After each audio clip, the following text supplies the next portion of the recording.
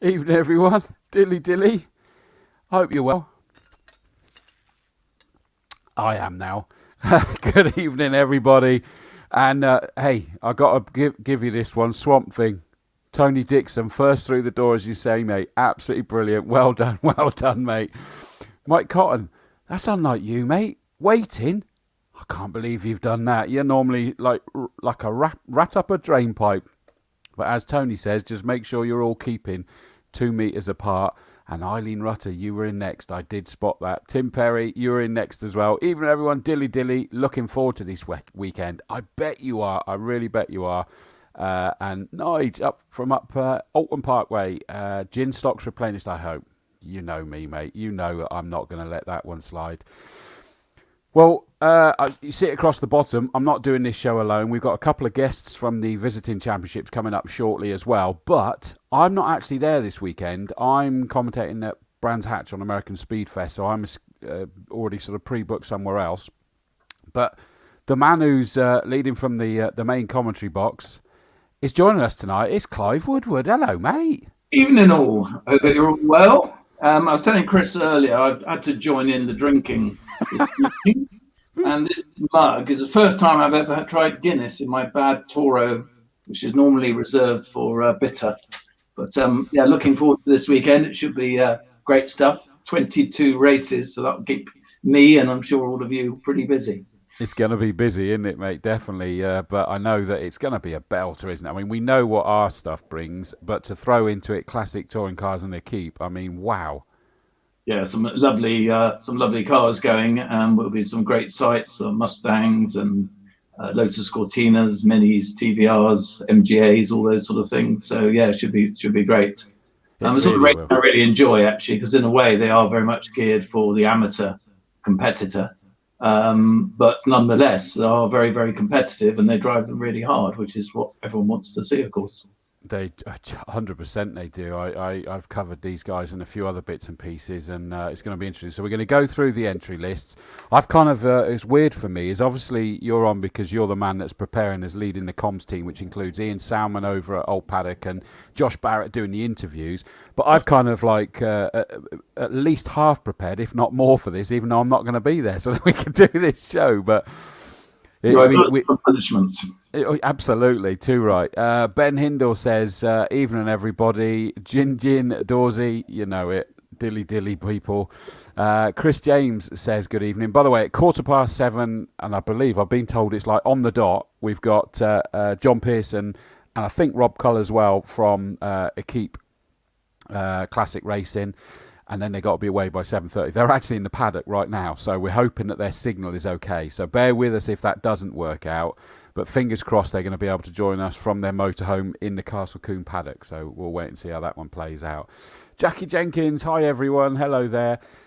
Alan Hamilton, smile and thumbs up, but how much of a thumbs up, mate? Because we see you're not on the entry list. I'm guessing you've not been able to repair the beast. Yeah, it's a shame. That's a shame. Yeah, let us know if there's any chance that's going to be a late entry, or whether, if you're out now, but we could see you later, if you've got an idea when, because obviously it would be great to see you back, mate. We'll miss you. Lynn Bates, good evening, everyone. Dilly, looking forward to being at Castle Combe at the weekend. Absolutely. Darren Duffield, who's going to be out in his Mini again. Hello, Chris and Clive. Evening, hi, Darren. Lewis Bird, evening, old Dilly. I'm hoping for a great couple of races. Good luck with that, mate, and keep that one going. I haven't looked, actually. Is your dad out as well? I meant to sort of check that one, because I know he had a bit of an off onto the infield, didn't he, on the last one? He is. Good, man. Your dad's back out as well. That's what I like to see, Paul Bird. Carl Alden, evening all. Chris Ignor says, evening, Dawes and everyone. Could you mention the Mike Groom photo competition open to everyone at Combe? Send me or Mike Good any interesting images by Facebook Messenger. Thanks. There we go. Done. And I shared the image on that. So get your photographs, get them sent in. It is a competition, and I've got to be part of the judging panel. What do I know about photos? It's one that grabs you, Chris. One that grabs you. That's my wife, isn't it? Normally by the throat, but there we go. Forzy, he's going to be racing this weekend. We were just chatting about that earlier. Although I think, to be fair, Richard, you're Alex Forz's dad these days rather than the other way around, mate. He's racing in the likes of British F3 Cup and what have you. We'd have loved to have seen him the other weekend. We could have been a challenge for the lap record. Missed one. Goose, evening, looking forward to the weekend, but not the rain, which typically is forecast hardcore all the way. Shh, we don't talk about it. Just Racing, is there a listing for the Sports Racing Challenge? The other entry lists are on the CCRC site. I thought they were all up there. It's on the Castle Combe. It's on the same as the other entries. There are not that many of them. So but is it up on the website? Because I obviously sent you an email with them on, but I hadn't. No, it's on the website as well, I believe. Okay. I think it's underneath the saloon cars. You'll find them. Fine. Keep scrolling through. They should be up there. The problem is that a big contingent would be coming over from Ireland, from the, what do we call them again? The Global Lights, isn't it? Global Lights, yeah. But I think we've still got challenges with getting them over. But it'll still be awesome to watch the speed of those coming around as well. Solly, Brian Soul, evening, mate. I bet you're going to be busy again this weekend as always. Richard Four says, whoops, on my way home from Silverstone, sent before finished the message. You're always early, mate. You're always early. Richard Beauty, busy weekend ahead, folks. Should be a cracker. Absolutely. Hi, Richard. And I like to see that. Graham Collins says, British Autograss at Stroud last weekend. 2-dayer at Combe this weekend. Some sort of normality returning. Yeah, I was at Snetterton last weekend, including on Sunday, covering the 12-hour Ford car, the Enduro car. 12 hours of commentating on Sunday. Wow. After doing the Saturday as well, I was tired. I was at Bicester Aerodrome. Alpha Owners Club were there. I got an old 76 Alpha Spider, which I've had 40 years, would you believe? And there were 1,000 Alfa Romeos there. Really? Yeah, 1,000, yeah. I don't know how many got home, mind. I was about to say, I bet the RAC were busy, weren't they? That was hilarious. On the exit was an AA van. Love it. I'm not surprised. So it is getting back to normality. So I was there for that last weekend. Brands Hatch for American Speed Fest with Euro NASCAR this weekend. Then I'm at Donington next weekend for British GT, and then I think coming up I got a new one that I'm covering the live stream for the Dick Mayo Sprint, so I'm looking forward to that. That's a new one for me. And we got Summer Action Day coming up as well soon at Combe. What's a Dick Mayo Sprint when it's at home? It's Bristol Motor Club running a sprint at Castle Combe. From pit exit up round, and then it ends. Past Old Paddocks away somewhere. Further than that, it's between Bobby's and Camp, sort of halfway between those two. Yeah. So, yeah, I should be covering that and autumn. And then I think I'm taking a break for a week or so and then back to British GT again. I can't remember. It's mental now. I know that much. Alan Hamilton says, I'm afraid the car is not ready as we had a problem getting the 16-gauge metal for the new chassis. At present, and hopefully, I will be collecting the car next Thursday. Good news. Good. So what's that? Is that end of August would be the next race meet? Bank holiday Monday, 30th of August? Bank holiday Monday, isn't it? Yeah. Yeah, I think that's the one. Should be ready for that. Yeah. Ben Hindle says, got my brolly packed. Good man. I think that's wise. Brian Soul says he's only got 5 cars that he's running this weekend. Solely Motorsport are busy these days.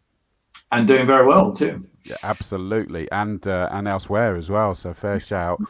Richard Ford says, can't wait to race with David Alexander in his Elite and Alpha. Disappointed you're not there. That's presumably me. He doesn't mean anything by that, by the way. It's just because we're good mates. And he knows that I'd abuse him while he's commentating, frankly. I'd just take the mick out of him because he's a good lad. Can't wait to race at this great friendly track. And he genuinely means that. He's really looking forward to that. I know it. That's okay. Just Racing says, oops, found it. Silly Billy. Good. I was worried we were going nuts. Oh, there we go. Andy Lawrence, the main man from Bristol Motor Club. I passed the autographs on the motorway, wondered what it was. So I'll be working with Andy Lawrence for the Dick Mayo sprint. And I genuinely am really looking forward to that. I covered, whilst I was at Snetterton, in amongst, plus the 12-hour race, we also had the, which one was? Oh, it was the Lotus on-track sprint. Go around the Snetterton 200 from the pit out, round the 200, so not the infield bit, and then the ending timing beam was halfway round Corham, that final sweep, and then they slow down before they get to Murray's. So, yeah, looking forward to that. Jamie Peters-Ennis, evening, guys. First weekend off, I presume that means, in a row for me. Anglesey next week, Snet the week after. I got Anglesey coming up soon as well. Which reminds me, because when I go to Anglesey, that is with Classic Sports Car Club, and I have to say, somebody who's heading over there, this is Joe Lukovich's last weekend with Castle Combe Racing Club, which is a rather daunting thought, I have to say, because, of course, she's kept you guys and girls all under control with the race entries and everything like that.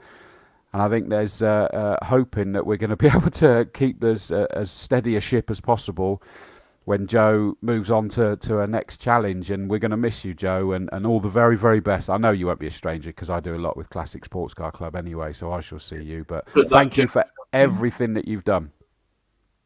Absolutely. Right, I'm going to pause now because we've got our short-lived guest coming in. I can see him in the background. I'm just watching him, sat in their motorhome, smiling. You are smiling, boys, I'll give you that. And I'm trying to see if there's drink in hand. There is. All right, one of them has. I'm going to bring them on. Let's bring on John Pearson and Rob Cull. Evening, gents. Hi. Hiya. Thanks for inviting us. It's really good. Oh, no, thank you for coming on, guys. I thought, who's going to be better at giving us the information about what you guys are doing than yourselves? Thank you. You're enjoying the sun there at the moment. It's not looking quite so promising for the weekend, is it? Well, we're in denial at the moment. The theory is, who knows? Yeah, who knows? It's 2 days away yet, and it's it's going to be one of those things. It's going to be what it will be. So that's us for British motorsport, isn't it? we're used to it, I guess. So we've got plenty of beer, and we've just worked out a projector for the football on Saturday night, so that's all going to work. So legends. That's what now I'm wishing I was there even more. Now I got to tell you, that sounds cracking. Yeah, right. We're looking forward to it, and also as a series, we've not been here for 11 years, and many of our drivers have never been here. So there's been testing today, and a few people have been out. There's a lot of people who've got quieter cars are going to do a track day tomorrow, and so it's going to be interesting, I think, for a lot of people. And I have to say, it really will be with you guys there, because I've commentated on you guys quite a lot when you'd be, like, say, part of MG Car Club meets, for example, as a big one. I commentated on you at Brands Hatch with the Masters Historic. Yeah, okay, yeah, great. Yeah, I was part of the team there, so love commentating on you guys. I keep wanting to ask Rob, do you go to support groups about your addiction to TVR? I think I need to, because I'm up to 5 at the minute. So I think I need to. Yeah, it's one of those things. I think the trouble with these cars, they get inside you, get under your skin, and I've I hooked up with my first one in 2004, and that's the one I'm racing this weekend, and I just love it. I would never sell it. Yeah, it'd be one of those things that I'll be hopefully trawling around in it when I'm 90, can't walk, and I can't see over the steering wheel. But yeah, I actually love them. I think they're fantastic. The Grand Tourers, aren't they? Yeah. Oh, sorry, Clive. Go on. Right, just saying they're great cars, aren't they? They're one of those you never feel that you've actually got it underneath you, if that makes sense. And that's what keeps them going, because you just as you think you've got it, they bite you, and then you're back to square one again. So, and that's the challenge that I like with the car, really. And is it quite tough keeping them going, or are they relatively easy to maintain for racing? All about the preparation. I think if you try and sort of skimp on it, that will fall to pieces on you, and it will stand up to its initials, which is trouble very regularly. But if you build them right, don't get me wrong. I stuck it on pole at Brands Hatch earlier this year. First race, it broke the diff. They just do random things at random times. But these are 60-year-old cars now that actually are being thrashed an inch of their life every weekend. They're going to break. They're not like modern cars, So you have to respect them to a degree, but you also have to expect that they will break. Yeah. It's an interesting one with the TVR, with what you're in the Grand Tourer, because everybody just thinks, super powerful TVR, but it was kind of an interesting car. That is that it can be overpowered by a lot of the cars you're competing against, actually. Oh, completely. If you look at they're a really interesting car. They're a short wheelbase, but they've got a very wide track. So on certain tracks, they can be really twitchy, and you have to dial that out a little bit. But if you look at the races we did at Brands, I was against with the small engine with the Grand Tourer in our Libra race. I beat Falcons and Mustangs, and so you can mix it with the big boys if you want to certain tracks. But even at Silverstone GP a couple of weeks ago, won my class twice in the weekend in Libra. So it will go against the big boys, but quietly behind the scenes we've got a Griff on build, so hopefully we'll have that out next year. I like the sound of that. And John, I mean, MGA, it's got to be one of the most beautiful cars ever for me. And I don't know how you race those, because it's like I'd wrap it in cotton wool. It's actually that one is particularly lovely. It's been a nut and bolt rebuild from by MG Motorsport, which is fantastic. And it's a competitive little package, and it's do you know what? It's got great character, and it's great fun to drive. So it's lovely. And also when the weather is nice, of course, it's open top, and I've got a Works hard top, which I suspect I might be using this weekend. So it actually keeps me dry too. So it's a bit of a all-weather car. Yeah, it's great. It's a great little thing. John won't say this, but every car that John has is 100-point car. So if you want to see a race car at its absolute best, have a look at John's race car, because the attention to detail is amazing. Actually, I got into the cars before I got into the racing, and then now, of course, it's the two are interlinked. I wouldn't stop racing, but I enjoy the cars, very much so. Would you like to tell everyone a bit about the club? Yeah, that'd be great. Yeah. For those who don't know us, we've been going for 6 years now. Yeah, this is our 6th year. Yeah. It's our 6th season. And we started with one grid, which is Equipe GTS. And GTS is for store engined FIA cars. So all the cars you see with us this weekend are to FIA Appendix K. We do like FIA papers, but they're not mandatory. So what you're going to see on GTS, which is one of our grids this weekend, you're going to see TVRs we talked about. You'll see MGBs. You'll see Lotus Elites, Healy 100s. TR4s, MGAs, MGAs, anything under 2.7 litre. And the TR4s always seem to find each other and race. I've always found that when I've commentated on you guys.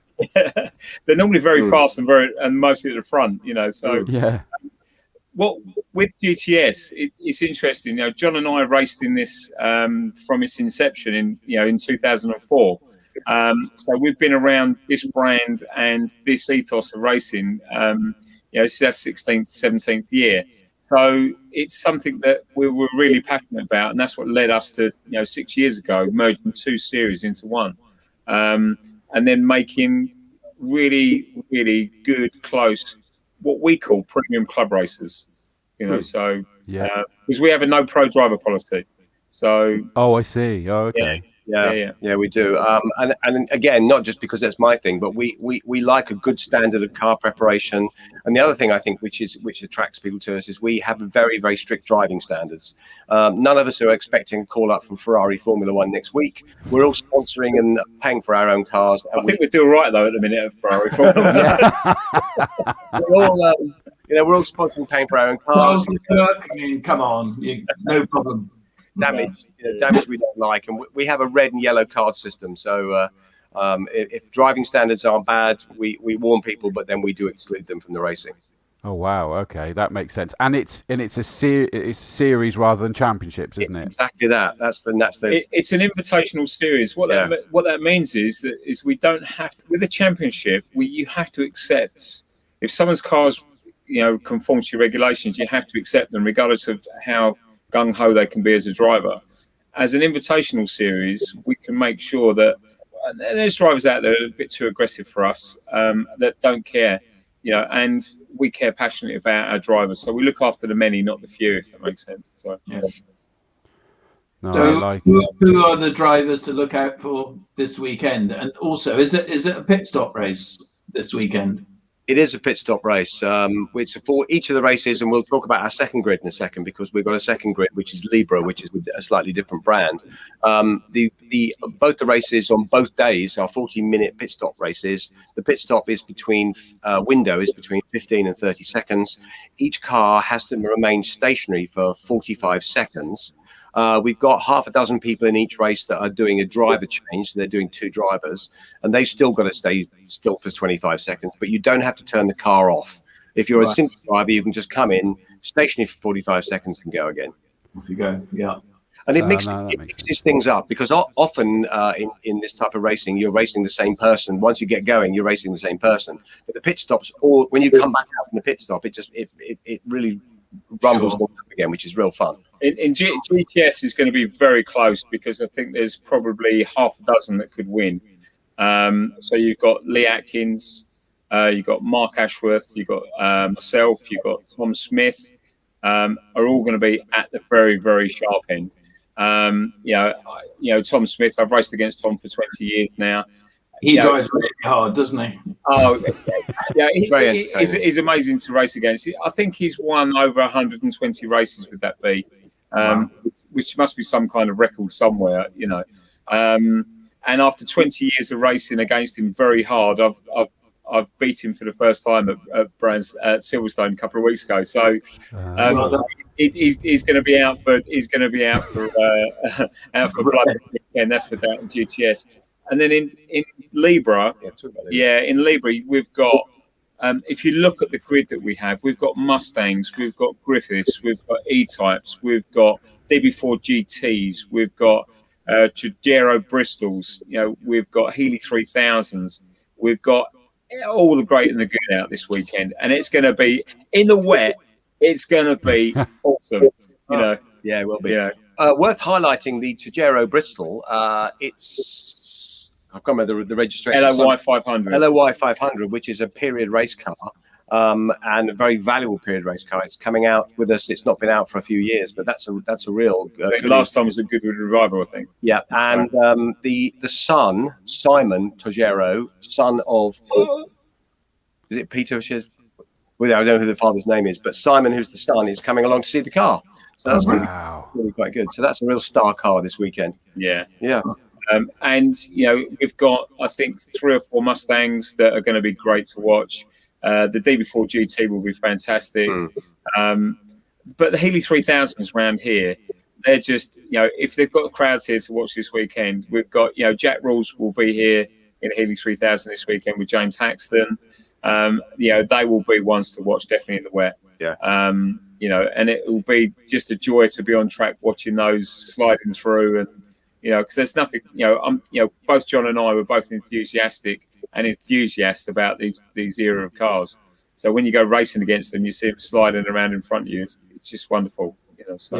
Yeah, we've had some Healy races here before, and they've been absolutely excellent. Yeah, really, really good. I do look forward to that. I mean, just picking up on the comments, everybody, make sure you get ready to watch Tom Smith. He is just a drifter, frankly. He is absolutely. He is a great rainmeister. Yes. He just breaks all the rules. I mean, you look at it and go, he's drifting that so quick. How has he got that under control? And especially if he's in the lead and it's towards the end of the race and he goes, the lead's big enough, he properly showboats then, doesn't he? Yeah. It's really funny. I raced against him a few years ago at Mallory Park in the wet. I think I was fourth, and he come past on the outside of Gerrard's, which is a very long right-hander, on the outside of me to lap me. You know, and I was fourth. You know, it was just amazing. It's great to race against Tom, and he's so humble with it as well. He's brilliant. Yeah, so. Agreed. Yeah, Jamie Boots, he's been racing TVRs a long time, hasn't he? Yeah. I mean, I've raced against Jamie Boots since 2003.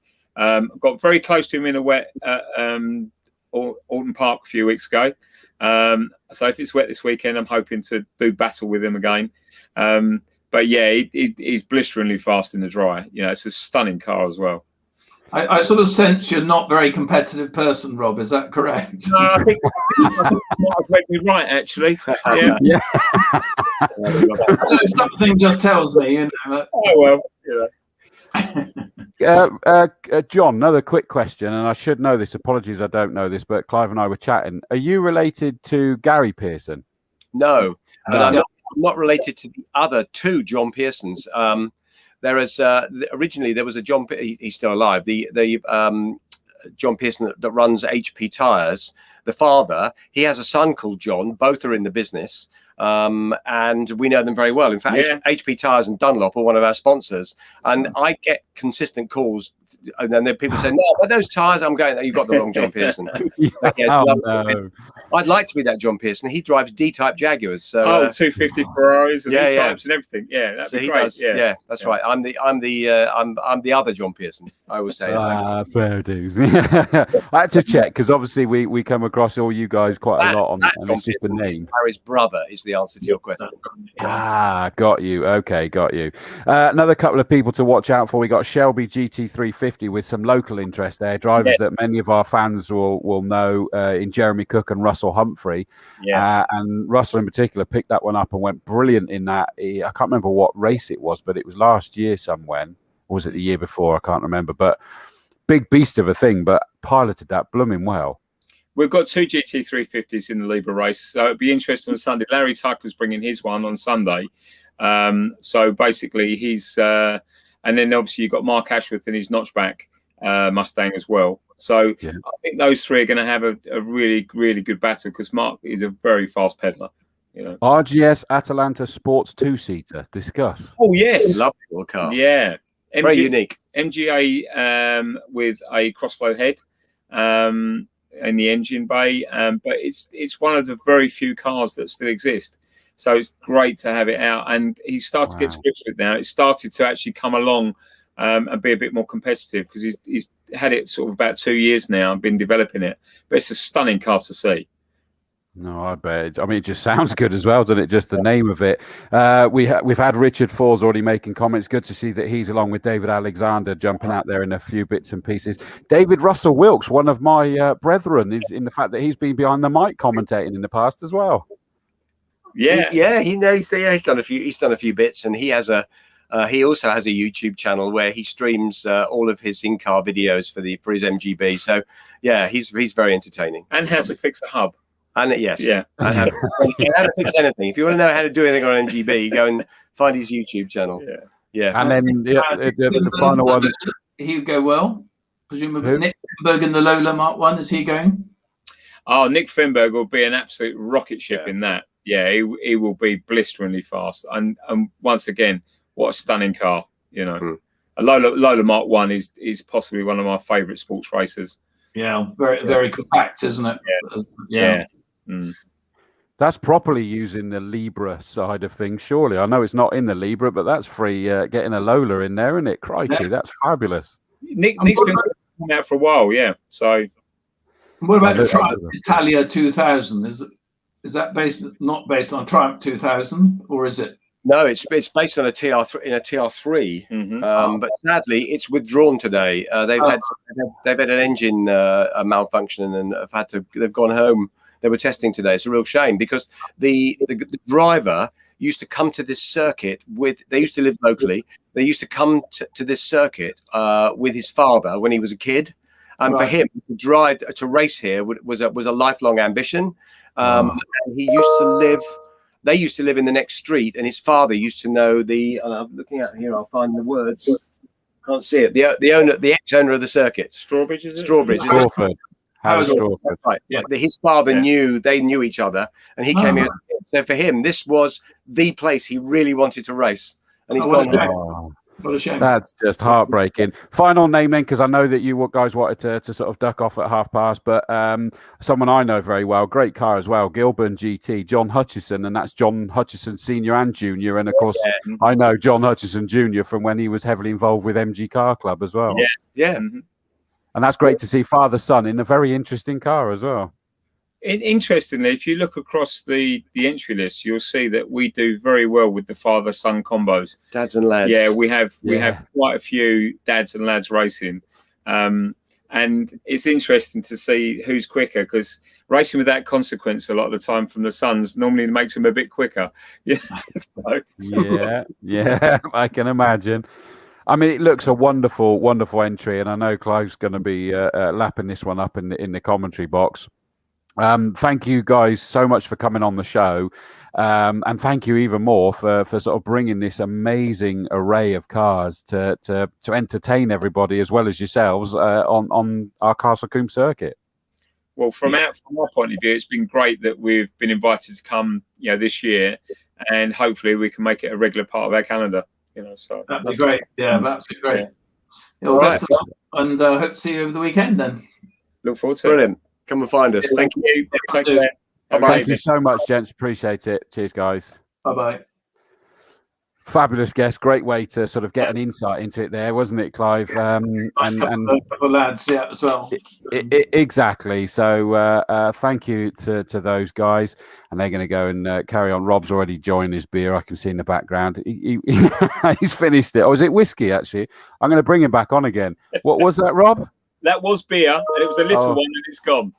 Fair enough. I'll let you go properly this time. Cheers, Dads. Right. So we will be joined in about the next 10 minutes, I think, from Stuart Caie from the Classic Touring Car Racing Club, which, of course, includes our very own Gary Preble in there as well. And, in fact, we've got a few others that we'll know, like Steve Putt. Chab is out there as well, so that'll be interesting to see everyone. Just quickly catch up on the comments. Gerald Howe says that he'll be marshalling at the sprint event. Tim Perry says just before pit entry for the end of Dick Mayo sprint. I don't think it is. From when Andy Lawrence was speaking to me, it's actually a fair bit further back from there, but that was just where he showed me where it ended, and I should just be going in blind. We've already got Celeste. Of course, that's Adam Preble's better half. Fingers crossed for good weather. Shame no spectators again. That's not true. Spectators are back, Celeste, so they will be, just not the weather. You're right about that part, though, I'm afraid. Tony Cooper, good evening, gents. Snetterdon bound for the C1s. They are. I said that there was a few off doing that. Not missed a hot hatch race for years, but wanted to give the others a chance. Very kind. Very kind of you. Bless you, mate. Bless you. What's Andy saying? That was the British Sprint Championship. No, Andy, I wasn't commentating on that. They were on the infield, the Snetterton 100. They weren't being commentated on. I was covering the Lotus that went round the 200. Those guys were there for 2 days, and it was some amazing cars on that infield bit that kept distracting us from what we were supposed to be commentating on the 200. So no, that was a different one again. Hang on, I'm trying to go down, but I keep clicking the wrong one. My dancing Marshall. Hi everyone from Pippa Gore. Great to see you there. Mike Cotton just said yes, spectators will be there. They definitely will be. Pippa's there for the weekend. Tony Dixon from Swamp Thing. I've driven a few TVRs and there is something special about them. I'd love to have a crack. Yes, I've never TVR either. No, it'd be good to have a go in one. It looks scary though. Yeah, Well, yeah, some of them got a lot of power and what have you, but yeah, nice cars, nice engine sound too. Yeah, absolutely. Yeah, Eileen Rutter watching as always from France. Hello there. Over the weekend, obviously, we're not showing the feed of the footage of the racing now that spectators are back, but we have managed now to secure it that the commentary always goes out with TSL. So go to tsl-racing.com, go to the Castle Combe event, navigate to the bottom, and you'll have a little place button at the bottom. You press that, and you'll hear the guys commentating. That's great because I know we've been nagged for that for a long time, and that's one of the good things that we've managed to carry on after all of this craziness. Josh Barrett, one of your co-commentators this weekend, says very much looking forward to having Equipe at Castle Combe. Yeah, I hope you won't get too wet this weekend. Yeah, you're in the better place, I guess, aren't you, really, mate? Baldrick Bryan, evening, Gin Master. Evening, Baldrick.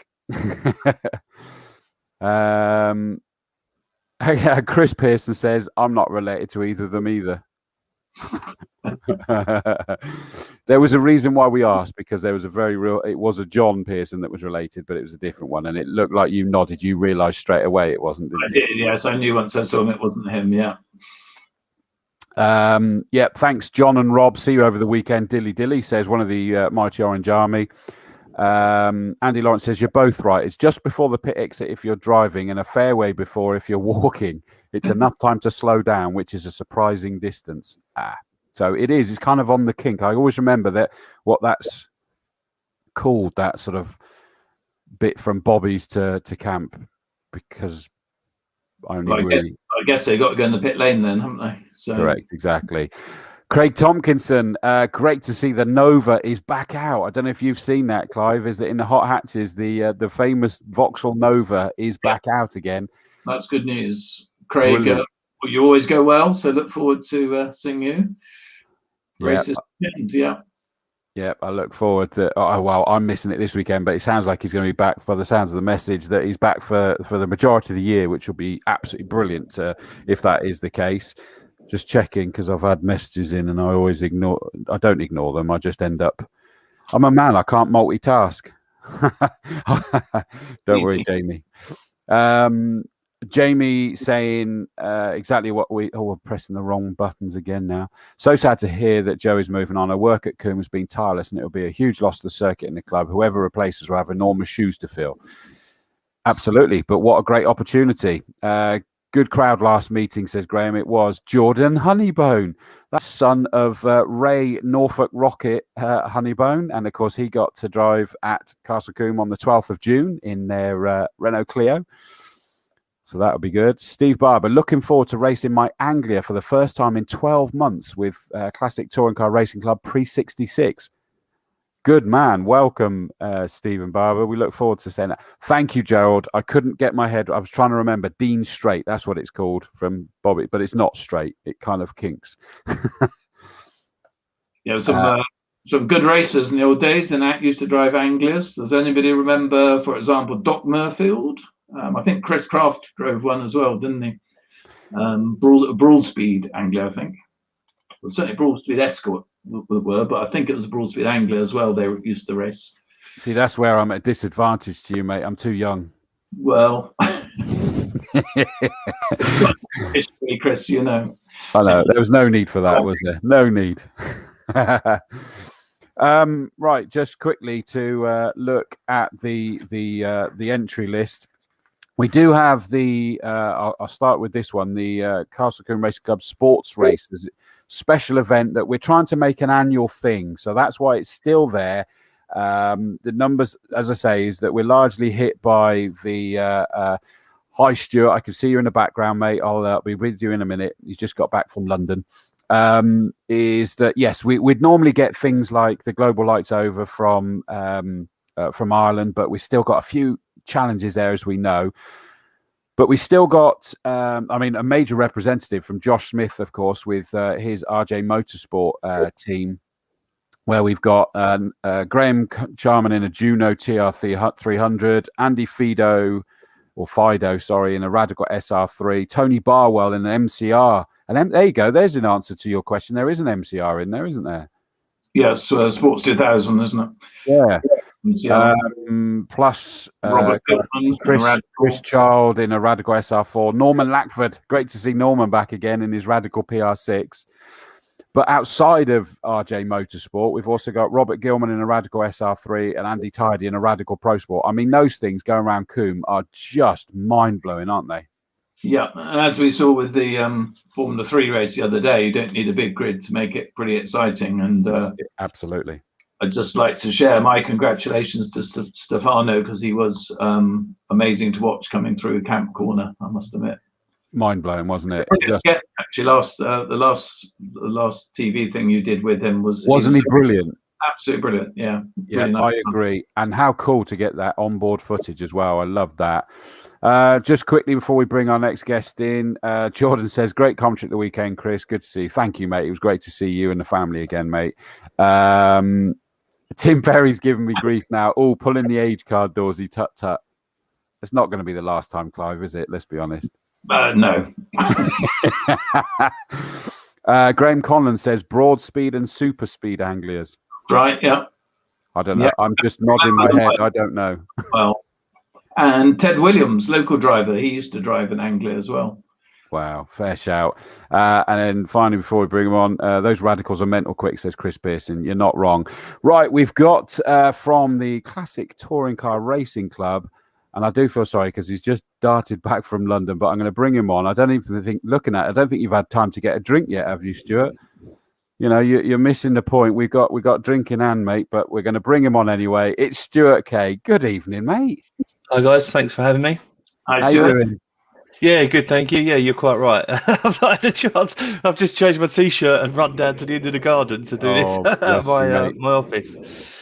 No, that's so decent of you. Can you clear something up for me? Because I tried to look. What is your role with Classic Touring Car Racing Club? I'm the chairman. I had a feeling it was, but I wanted to get the official line from you. It's only because I was trying to look in the middle of doing 1,000,001 things, and I thought, you know what? I'll just ask him. Yes, ask away. It's no problem. What a thing to be chairman of. I mean, I'm gutted that I have commented on you guys several times, but not as much as I'd like, because the eclectic mix is mind-blowing that you guys bring to the table. Yeah, it's a pleasure to be to have this position, an honour, shall I say. But yeah, you know, every meeting, it's always something interesting turns up that you're not quite expecting. You know, especially in the Thunder saloons, you get such a mix of cars. You know, you've only got to look at the entry list from the V8 Falcons and Monaros of Andy Wilson, you know, down to Alan Hersey and his Reliant Scimitar. You know, everybody's there. You know, as you do, and everybody else in between. So there's a grid that you'd never put together, isn't it? Really, let's be honest. No, there's not. No, there is. They don't normally go in the same sentence, that's for sure. But yeah. I mean, I think way back, and I remember I've been commentating now for either 10 or 11 years, and Castle Combe's where I started, and then the next place where I branched out to was Alton Park, a circuit I absolutely adore, and then from there through all the other MSV and various other things, and I still to this day remember your sort of like pre-03, pre-05, those kind of classes with the Peugeots and what have you, and it would always be good sized grids, good racing, and you, as a whole, it would always work. You'd kind of have things like the Boss, because that's the blue oval, isn't it? So yes. the Fords that would occasionally kind of like dip down and then pick back up again, but as a whole, it was just always this amazing grid. Yeah, it's weird. It seems to go in cycles as the years goes on. You know, this year it seems to be the Thunder Boss grid that's doing well, and obviously after pre-66, you know, they're normally around 15, 20 cars. We've had 40 car grids at the first two events. Wow. And, you know, it's I don't know where everybody's coming from. I don't know whether it was because Boris locked us all up all winter and everybody was so desperate to get out and have a race. Everybody just did everything. And even this, you know, this event at Combe, you know, we're seeing last time, I think we bought about 70 or something cars there. There's 125 entered. And counting, yeah. So, you know, we must be doing something right. Oh, yeah, massively. I mean, Clive, I'm very envious because obviously I'm pulled away, and you're leading this one. And I've got to be honest and say, you look at this grid as well. Again, you must be looking forward to this, Clive. Absolutely fabulous. Yeah, I mean, as you say, in the Thunder, you got those lovely BMW M3s going, fabulous cars. And going back at Mustangs and Hillman Imps, which are always good to watch racing. Ford Mustangs, Capris, owned a Capri once, Escort RS2000s, Alfa Romeos, Honda Civics. Yeah, really looking forward to it. Yeah, there's everything. The nice thing about the old saloon cars is you can really see what the drivers are doing, can't you? And see what the cars are doing, sliding and the leaning sometimes and that sort of stuff. Well, I think by the weather forecast for this weekend, they'll definitely be sliding and leaning, or they'll need a pair of oars to get up the straight, one or the other. Yeah. 100%. I mean, you can see the comments that are coming in is that people are loving this. This Spoon and Orange CTCRC were the best races at Silverstone meeting earlier this year. Looking forward to seeing them in action at home this weekend. Okay. So that's Orange Army that obviously travels, but it's back at its home circuit. Great grids, great action. Bring on the thunder. Tog Pearson, one of the photographers, 125 cars. That's going to be a lot of photos. And Thomas, and I think I should have bought my Flamingo mug up, but just heard 40 plus grids. Assembly is going to be busy. Yes. It really, really is.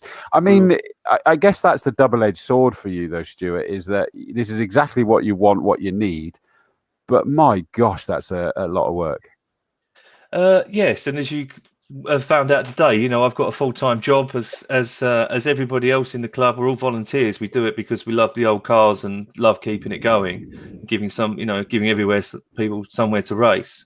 But yeah, it is a lot of work. And you're racing, and you mentioned about a Capri there, Clive. Is that you may have noticed a little twinkle in Stuart's eyes? Is that's what you get to race as well, Stuart? I will, yes. I'll get my Capri back. We had an incident at Silverstone at the beginning of the year, so I missed the Donington meeting with the car. I was there as in an official capacity, but so it should be, fingers crossed, the first race of the year. So I'm going to do the pre-93 race as well as the pre-83 sort of double up. So we're travelling all the way down to Castle Combe. We might as well make the most of it. Absolutely, too right. Does your Capri have any history, Stuart? No, it's a copy of the Jerry Marshall Triplex car. We've raced it at Woodward a number of times, but it is a copy. There's no history to it. We built it about 8 or 9 years ago now. Right. So I just built it as close as I could. But no, sadly not. Sadly, it's not an original. No. But we do have. If I just pull this out quickly, we have Mark Bevington with the Toyota Sleeker GT. And that was Martin Brundle's original car from the 81, 82 Touring Car Championship. Yeah, I saw that race in the day, yeah. Yeah, so there's some real cars out there, or some original cars, should I say. Yeah. Brilliant. I mean, I cannot stop but getting excited as I look. I genuinely am. I'm really gutted that I'm not there because, we've got, just looking at the boss, Malcolm Wise in his Ford Sierra Cosworth. I'm used to seeing Malcolm Wise in an Escort Cosworth, but he's in a Sierra Cosworth now. Yeah, he's got both. When he races up at Brands and other places, he's got his Escort that he races. The white and yellow one, isn't it? That's it, yeah. And he's got a Sapphire Cosworth that he races with us because we two-wheel drive only. We don't have four-wheel drive. Okay. And then up against them, I feel sorry for this, is a Ford Anglia. Yeah, but that is quite a special Ford Anglia. It's owned by Martin Reynolds. It's I think it's a 2.5 Millington engine in it. It's okay. with huge bevel arches on it. It's a very special car that he's built himself. A Ford Anglia on steroids, would that be fair to say then? And then some, yeah, and then some. Pretty well racing Anglias. Yeah. It really is a catch-all. Blue Oval Saloons really is a catch-all for everything with a Ford badge on it. 100%, yeah. And I mean, you got a couple of Mark 1 Escorts, Capri, Ford Fiestas in there as well. Ford Fiesta RS 1600, Ford Escort Mark II Zac Speed in there. Just amazing. Classic Thunder probably catch the majority of people's attention, I would imagine. Yeah. I mean, because that mind-blowing stuff, isn't it? It does. As they rumble past, as that rolling start goes past you and you're watching it from the pit lane, it's quite something. I was literally just chatting with Andy Wilson, about the grid we had at Donington. I mean, it was amazing. It was 40 cars, and it was breathtaking how fast they are. Absolutely breathtaking. Brilliant to watch.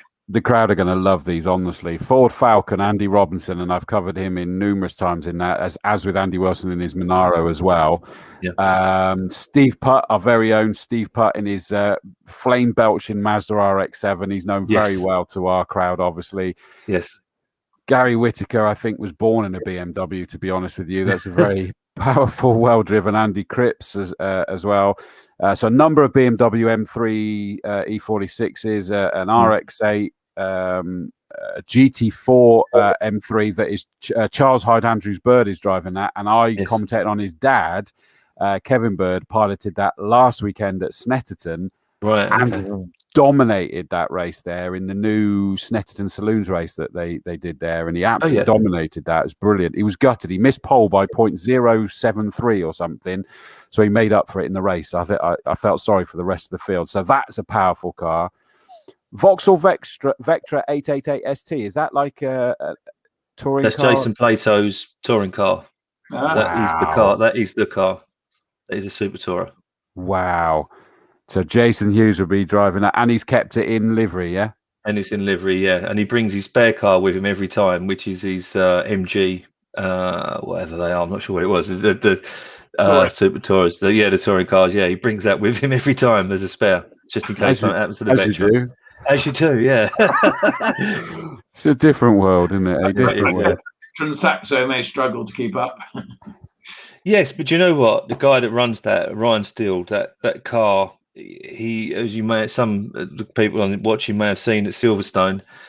I was a bit worried because he turned up this little Citroen Saxo, and I thought he's not going to like this one bit. And when he was running about fifth on the grid, I realised that it's quite a quick Citroen Saxo, and he can pedal a car. So yeah, brilliant. Oh, that'll be interesting. A good bit of momentum there. Honda Civic Type R, Mitsubishi Starion. I feel like I should know what that is. Yeah. It's Neil Philpott's car. He's returning to the club. He's a few years out now, but he's just redone the car, and he's bringing it back out again. It's a lovely old car, that is. Yeah. For another car that spits flames everywhere. Really? Yeah, he's a flame. Yeah, it does spit flames absolutely everywhere. We do love that. Then the Reliant Scimitar, GTE, Ford Escort Mark 1 of Colin Voice. One of our local drivers, Andy Abrams, good to see he's going to be out there in his M3 BMW. Which is his first time back with the club, I believe. He did text me. I think it was since 1999. I know he's watching this, so I will say hello. He should be. Andy normally watches. Of course, Melksham, he's one of our local drivers.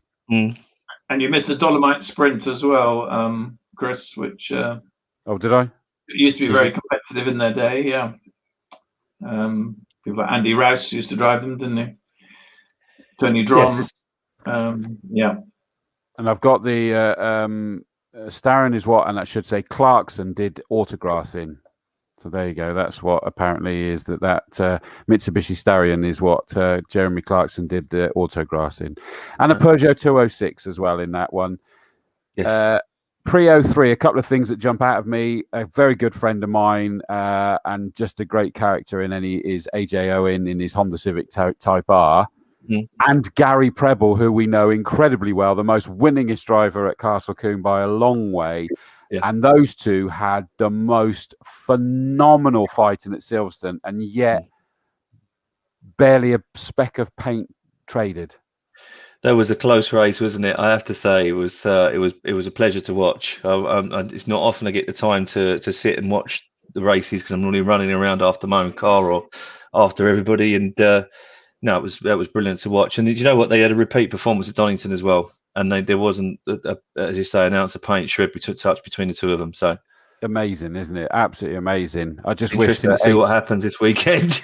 Well, quite. I just wish that I'd see AJ back in Boss as well, though, in Bluey, the blue Ford Sierra Cosworth that he's got. They've still got it, haven't they, as well? They do still have it, yeah. And I understand that it's being prepared for one of them, whether it be Owen Senior or Junior. I'm not sure, but. Yeah, we haven't seen Owen Senior out racing for a little while, have we? No, he was going to do Thunder in his Holden that he was running, but for some reason that he parted ways with that car, and I think it's I think they're just getting the Sierra ready, but I'm not too sure, to be honest with you. I love that car. That was the first time I ever met AJ and his family. Was up at Alton Park, and they had a huge problem. And then his sister came charging up in a car on like stupid o'clock in the morning with the part from home that they needed to get it fitted so that they could go out and race. Yeah, it's true club racing. Absolutely, 100%, and they're a great guy. And of course, the AJ's own family is now grown, whereas married in a gorgeous little and all that sort of stuff. So great to see. So look out for that one, AJ and Gary Preble. Don Hughes, probably the tallest racing driver in the country. Peugeot 306 XSI. Yeah, another lovely guy. Yes, yeah, a really nice guy. And it's that the Pro 3 grid seems to be growing a little bit this year. I think it went through a couple of years of struggle. But now you can see, and there's a lot more inquiries around that we're getting people interested. You know, can I race this? Can I race that? So hopefully it's going from strength to strength. That's what we want to hear. I mean, there is Ford Escort RS2000, Honda Civic Type Rs, BMW E46 Compact, E36 Touring, Civic Type R, Civic Type R. I mean, it's a cracking mix, a good number out in that one as well. Do jump in, by the way, if there's suddenly something that I'm not picking up on that's worth picking up on. Pre-66, I mean, this is just incredible. And such a David and Goliath in that one, isn't there? Yeah, there is. I mean, a lot of the guys in the minis are going to be doing a rain dance, aren't they, Friday? I don't think they need to do a rain dance this weekend, to be honest. No. Doesn't sound it. I must admit, it's not often I pack a sou'wester with my crash helmet, but, you know. But I did buy some waterproofs today. And thought, this is not going to be great. But I mean, and you have a chance, won't they, if it's very wet, actually. Well, they will. They will. You know, then there's some fast cars out there. Paul Inch has come back. Yeah. He's very fast, as you know. Plymouth driver. You know, Alan Greenell and Piers Grange. You know, the Mustangs and the Falcon. I think they're going to struggle if it rains. If they're not, then I think you might see them stretch their legs a little bit and get away. But I'm not a betting man at the best of times, but I won't be putting money on that race because it could be anybody, absolutely anybody. You know, it would depend on how much standing water at that point, wouldn't it? Really? Yeah, having been caught, when we raced there in 2015, we were caught in a massive thunderstorm in the pre-80. I was out in the pre-83 race in the Capri, and I remember just how bad it was. It was just, you know, you just every time you go around, you're waiting for the flags. Just want to get out of this car. So yeah, it was. It'd be interesting, but it's both days, isn't it? You know, we've got to persevere and see how we go. Yeah.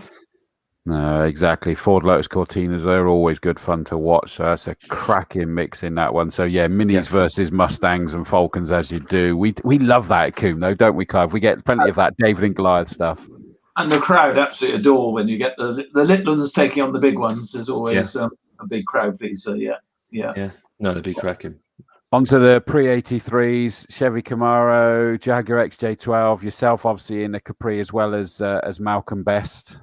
Malk's been out for a while. We haven't seen him this year, so this is his first trip back to the club. Okay, that's cool. But again, you've got the VW Golf of Simon Jeffs.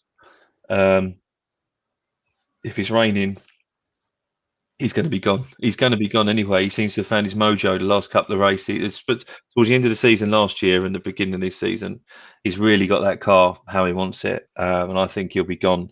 I think you might get Steve Primmett's very good in the wet. The rest That's of us, Mark 1 Escort. So, Mark 1 Escort, he's very, very good in the wet. I don't know about the rest. I'm not sure about the rest of us. Yeah. Mike Lutt's very quick. He's an ex-Clubman's driver who I know from my Clubman days. Yes. He's a very quick driver. Yeah, he's very quick. He's had some. But the thing is, there's probably 5 or 6 fast drivers at the front of the 83 grid. Yeah. It could be any of them. But as I say, if it's raining, you'd put money on the Golf. And that's a Mark 1 GTI. I mean, that's a classic, isn't it? Goodness me. Beautiful car. Really well, interestingly, Chris Pearson said my forecast has been optimistic and showing light showers all weekend. So that would change it again. I do hope so. Yeah, I do hope so. So do I, because I got to commentate on these NASCAR boys. You know, Euro NASCAR, and they don't normally do things in the wet. They will do, but they won't like it. Yeah. Oh, you at Speedfest, are you? Is that what you're doing? Yeah, Yeah. that'd be interesting. That'd be good though.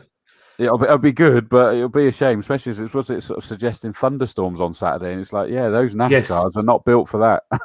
Yes, I see that. I live nearby, so yeah, I saw that there's thunderstorms here. Yeah, so no, but yeah, no, it should be all right. So, are there any sort of restrictions what cars you allow and things like that, or yeah? So obviously we keep the cars in the age groups, you know, as accordingly, the pre-66, pre-83, etc. That's even more optimistic. Yeah. I'll have that. I'll bring me shorts. No, now you've changed it bad again with that comment. Yeah. But yeah, the cars are, you know, we've got quite strict regulations to try and keep the racing fair and tidy. We're not one of these clubs that sort of has an all-comers or has it all wide open. It just becomes he with the most money otherwise at that point. You know, you've got to try and keep a lid on it. And, you know, we run fairly closely to the touring car regulations that happened, you know, back in the day. Right. Yeah. We, as I said, with Thunder, we don't have four-wheel drive. We used to have four-wheel drive, and we phased it out, and the grids expanded. I think so. You know, because again, if you had a four-wheel drive, you're off into the distance. It's just how it is. They're very, you know, they're fast cars and they've got all the grip. Sure. So we don't. That's why we don't allow them. It's just to keep the racing fairer and you know the grids at a decent size. Yeah. Interesting one is that, you know, you quite often get certain races that we cover that might be sort of really very much for the drivers and might not be a particular spectacle for the spectators, and then the opposite way potentially as well. Whereas I see that this one sits smack in the middle. It really is an absolute crowd pleaser across the board. But the enthusiast level is that they're like going, no, this is for us. But they kind of probably enjoy that they know they're putting a show on as well. Yeah, no, thank you. It is. Somebody said to me before, they said the classic touring car meetings are not just a race meeting; they're a car show as well. Yep. And you know, we do have people who are more enthusiastic than racers, and they'll quite happily potter around at the back. But they've had a lovely time, and they'll have a barbecue with their friends and talk about old cars and all the rest of it. And it's, you know, it's a friendly sort of family community that we've got together. Yeah, which is great, isn't it? Absolutely great. Yeah. And really, yeah. No, it is. It is. Racing is all about as well. Yeah, and I think sometimes, you know, sometimes you go to some events and they're quite sterile, and you know, you turn up, you do your race, you pay your money, and off you go home, and that's it. And we're not really about that. We do try wherever possible to make sure that they're weekend events, so people can travel. But you know, I take my children. A lot of us take our wives and children, and we have barbecues, and the kids will get together and stuff. You know, it's not just the racing. It's a whole other side of it that people don't see. And there's a clear sort of like you are able to you've kind of structured it in a way, both in terms of the makeup of the.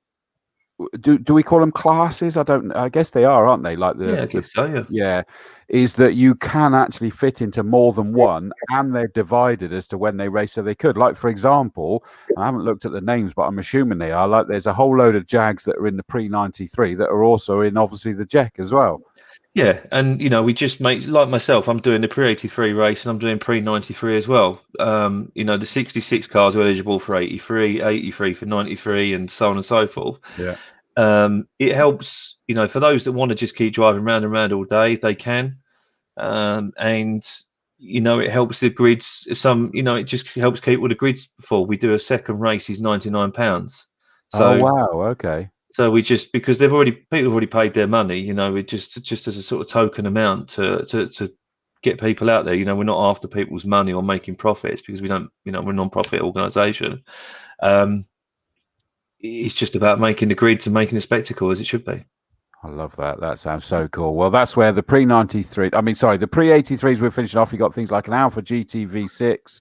We talked about the Mark 1 Golf, an Escort Mark 1 RS200, Triumph Dolomite Sprint, the E21 320 BMW, another Triumph Dolomite Sprints, Toyota Celica GT, and Alpha Sud. I love the Alpha Suds. Pre-93s, we've got XJSs, quite a good number of XJSs, which is my dad's favourite car. Always has been, which is why I've sort of like inherited that sort of love of that myself as well. XJ12s, BMWs, yourself out in the Capri, Vauxhall Astra GTE. Now there's a classic. A Rover Tomcat as well. We used to see quite a few of those out at Castle Combe. 325i E30s. That's good that we were able to get some of those out with like production BMW Championship sort of like dwindling down, but they're great cars to drive. Toyota Corolla, Alpha Sud. And then, of course, we've got the full Jaguar Enthusiast Club as well that are out with a whole array of Jaguars there as well. Yeah, the Jags have joined us this year as part of the circus, if you like, it's they brought we when we first spoke to Chris Robinson, who runs from the JEC. About coming across, we looked at the cars. They fit well with the club. It's part, they're around the same era as our cars, and we just felt they fit perfectly in. So they left the CSCC. I think they wanted to run in their own grid, which is entirely up to I understand that fully.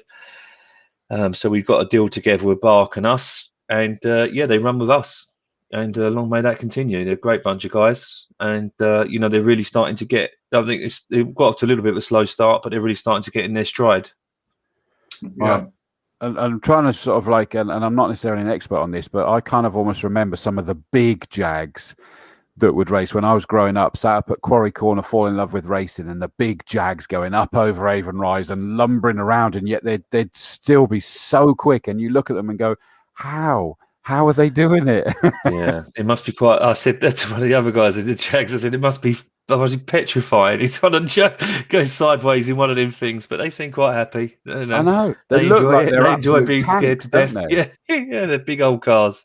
But no, as I say, great bunch of guys, some lovely cars out there, and it'd be a good old weekend. I'm not sure what it's going to be like in the wet, but might be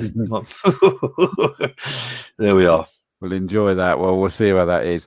I mean, it just looks like a phenomenal mix of cars. And yeah, Clive, going back to you for a minute, you got to be looking at sort of like just licking your lips thinking, I get to commentate on this lot.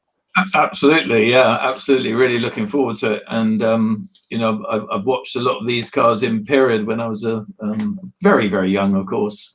I'm not going to play the age card again yet, Clive. I've only just moved that one. It does bring back memories, and I think seeing the old cars and the way they're driven sort of brings back a lot of memories for people my age and a bit younger, and it really brings it home what, in a way, the really good days of motor racing. So I think that's great. Yeah. As I said earlier, I think it's really nice to sort of have the amateur clubs where people are doing it for fun. As you say, it's a family occasion as well. But also some very, very quick drivers amongst them, and that's what it's all about. Quick cars and quick drivers amongst them, absolutely. Remind me, because obviously I haven't looked into it as much as I would normally. Is this a championship or are they series? Championship, the championship, and we are the first club to bring back prize money. So we brought prize money back to club racing. I saw that because we got to have a word with you about that because you dragged Gary Preble away because there was money to be made. So, there's no need for that. Well, he still races with you guys, and I think he's bringing 2 cars at the weekend, isn't he? He's from Instagram tells me. But that's because you're here, so that's fine. But when I think when you're at Silverstone, he was there instead of with us. I'm only joking. I mean, it is. That's record, isn't he, Chris? I think he did. Was it 4 or 5 races he won in one weekend a little while back? Really? Yeah, he won the patch and the saloon, didn't he? And he is amazing what he manages to do. But I mean, it's so good to see the prize money, like you say, is. And I was going to come on to that, and I wasn't sure how much I'd be able to say about it. But it is so good to see that back when you've got. I mean, we had Fluxy recently sort of making a comment on people's social posts is that he remembers when he was getting prize money. And that was how those guys made their living back in the day, was that they were getting prize money. And that's been gone for a long time, hasn't it? Yeah, and I wanted to turn the tide on it. For me, I've raced myself for many years, and I've been, I grew up. My dad raced and rallied and all the rest of it, so I've been in and around motorsport for many years. It just seemed to be a one-way street, but I knew I had to sort of took a bit of a gamble, and to introduce prize money was my sort of pledge as chairman, was to give the drivers back any profits that were made from grids. So if we buy a grid, we make money on it, we'll put it in the pot and we'll give you the money back. We've tried discounts and all that kind of stuff, and you never really you end up in a bit of a pickle with discounts and sort of tiered systems and stuff. So thought if we put £2,000 prize money on each championship we've got, and at the end of the year, we'll do the big check and all the rest of it, and if we can have a dinner and dance, let's hope we can. We'll do it at the awards evening, and the drivers will get it back, and I will continue to do so as long as I'm chairman. This is not just a flash in the pan. This will continue, and we have other ideas, and we announced it just at the AGM last year. So I announced it in November. The club has almost doubled in size over the winter. Really? Yeah, the actual memberships has doubled. That's brilliant, isn't it? Brilliant. And I wouldn't be surprised if there's as much, not just about the physical, I can win cash, but there's as much about kind of two things jump to mind. Is that, you mentioned about a one-way street, and don't get me wrong, it isn't as easy as that, and I think even it's not as black and white as that for a lot of environments, but it's a fair comment as well. But also, doesn't it kind of give us almost a nostalgia element that that's the way it used to be? Yeah, and that was the thing. I talked in detail with Andy Wilson about this. Him and I had lots of conversations around it over the winter. On the build up to it. It was something I wanted to do a couple of years ago, because COVID kicked in. I couldn't, but I couldn't understand why. There's no reason why we should ever have sort of accumulate money. What am I going to do? I don't get paid. Nobody gets paid. It's only ever just going to sit in a bank account. So why not just give it back to the drivers? It's their money. It's not mine. I pay the same £99 membership as everybody else, and give it. It's just the prize pot gets bigger. The more people are in the club, the prize pot goes up. It's as simple as that. And is the money picked on final championship positions or individual races? We did a final championship because it would just get too complicated and too expensive, to be honest with you, if you started doing it on, because you look at the pre-66, it goes down to class F. If you're second in class or whatever, it would just be like a 25 quid here, there and everywhere. Now, don't get me wrong, we've even looked at ways of doing something maybe in the future for class wins.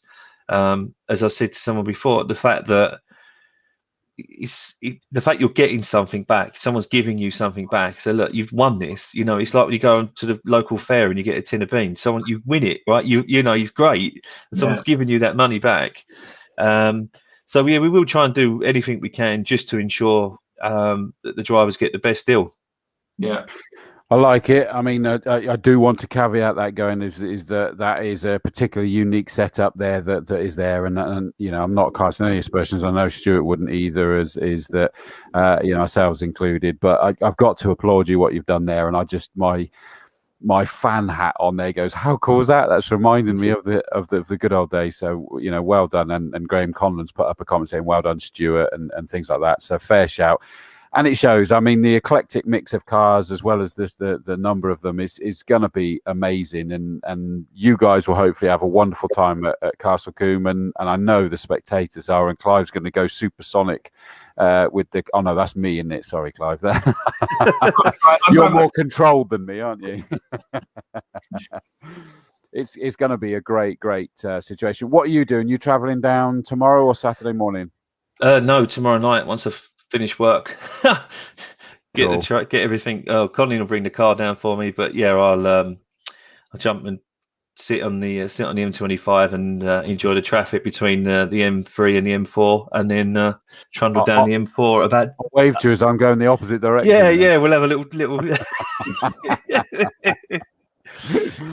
But Well, listen, no, we'll be down there. Thank you so much for joining us, Stuart. And as I say, I know that you've just sort of darted back from London, and you've been good enough to jump on. I hope it was worth it, just to sort of give everybody that sort of personal insight into this.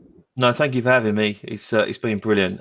Before I go, can I just thank just the committee and the guys that are behind the scenes pushing everything. It's not just me. It's just I put my hand up and seem to do the volunteer for these sort of things. But there's a lot of very dedicated people behind me that make this a very special place, and of course all of our sponsors. Fabulous, excellent. Thank you. Stuart, thank you very much. Now you can go and breathe, and you can go and find a drink, and possibly even food. Spoil yourself. Have some started, food. Yeah. Thanks a lot, guys. Have a nice weekend. See you later. Bye-bye. Cheers, mate.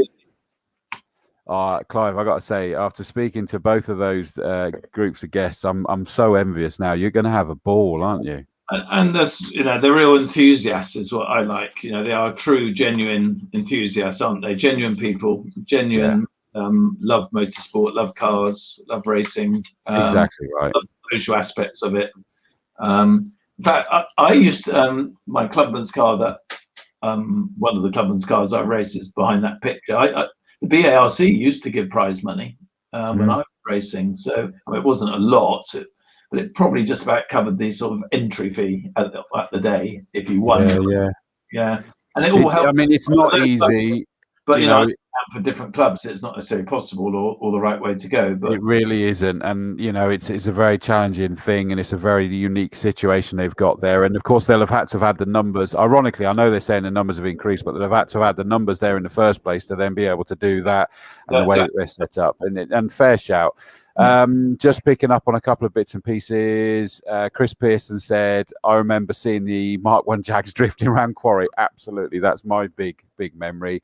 Jamie Peters Ennis says Ray Ferguson, I think, holds the record for 6 races in a day. That's doing it, but I think that you're referring to winning 4 races. That is the big difference. And Ray, bless him, we love him dearly, but it wasn't winning 6 races. Everybody thanking Stuart for coming on. Tim Perry says, "Thank you, Stuart. See you at the weekend, dilly. Chris Pearson, good to kind of meet you, Stuart." Graham Collins says, "Stuart, what a guy with the right ideas for club racing." Absolutely, and such an incredible mix. Great to see Steve Putt will be back as well in the flame belching beast as well. And of course, I mean, look, I'm. The biggest one that I cannot wait to hear how it goes down is AJ and Gary Preble. Is just going to be incredible. So that's your classic touring car racing club. We've done the Equipe, we've done the sports races. So let's jump to the beginning. The GTs. Yep, the GTs. In fact, is the second race on Saturday. But actually, it's the first race. Second race. Pre-practice, second practice session. I'll have been commentating for half a day by the time you do that, mate. Yeah. Just quickly put this up because it's one of the drivers. Andy Wilson says, "I'm leaving Doncaster tomorrow morning, 7:30 a.m., driving to Norwich to pick up the Monaro from Seaman Motorsport. Then from there to Castle Combe, 12 hours touring. Can't wait." That's commitment for you, isn't it, Andy? Good man.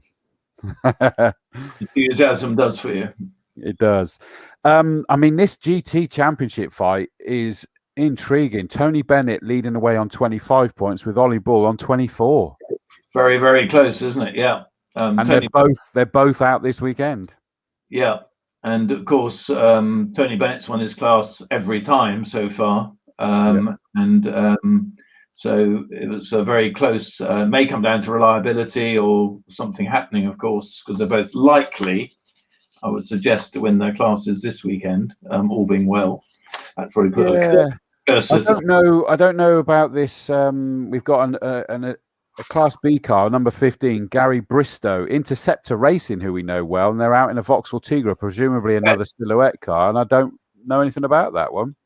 No, I'm not sure either, actually. And but that could be. And sorry, I've just also noticed we've got 2 from Interceptor Racing because it includes Russell Humphrey himself, who of course is the boss of Interceptor Racing, out in another Vauxhall Tigra. So I'm assuming they've got a pair of Tigra Silhouettes out now. That could offer amongst the pigeons. Yeah, absolutely. I mean, you consider that Ollie Bulls is obviously a Tigra Silhouette. It's got a slightly more powerful engine and souped up. Incidentally, thank you to Jeremy Irwin. Dropped me an update saying after the last round, found to have large crack in the rear disc.